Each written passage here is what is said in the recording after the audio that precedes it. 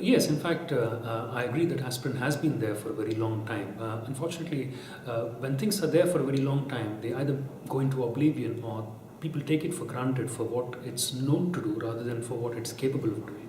And I would say that most of the current interest surrounding aspirin is primarily on whether it's of net benefit in people who are otherwise healthy, i.e., whether it gives them a lot of benefit and yet does not give them enough harm. And secondly, a new side to the story of aspirin is whether it's useful for any cancer outcomes. And a lot of research has gone into it in the recent times. So to emphasize at the very outset, this was a meta-analysis of primary prevention trials, which means that the population studied were essentially healthy, except that they were at risk for cardiovascular disease in future.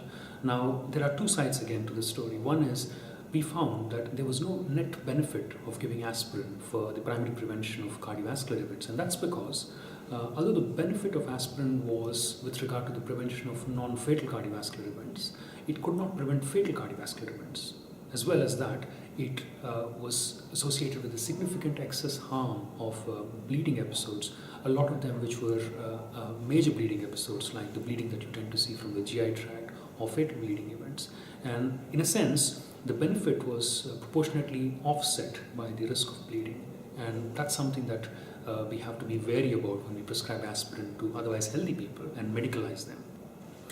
The second storyline to that is we did not find, unlike previous suggestions, that aspirin does indeed prevent cancer death in people who are otherwise healthy.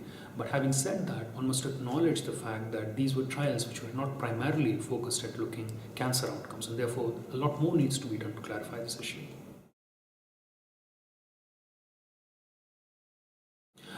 This was in fact one of the findings of an earlier meta-analysis rather than our own work. In fact, if we have a closer look at the work that we published, what it does suggest is there's hardly any gender difference between men and women as regards the benefits of aspirin on cardiovascular events. And what we believe was the problem with the earlier reports was that it could probably be some kind of a chance phenomenon, which might not be entirely biologically plausible.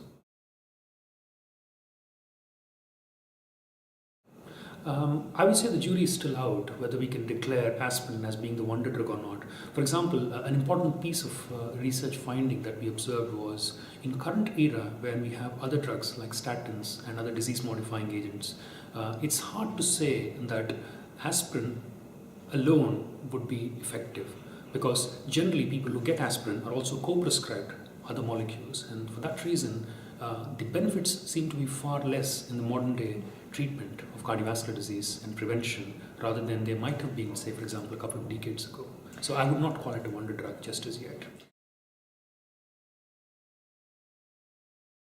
Well, it could certainly be included or tested in the polypill strategy for more reasons than one. First of all, although an overall benefit of the polypill strategy has been found in some studies, what needs to be done in future is to identify specific at-risk groups that might most benefit from this approach rather than give polypill to everybody, say for example above a certain age group. And besides, what importantly needs to be established is whether the polypill approach is equally good for preventing cancer outcomes. And therefore, I think a lot of exciting work is to be seen in future studies.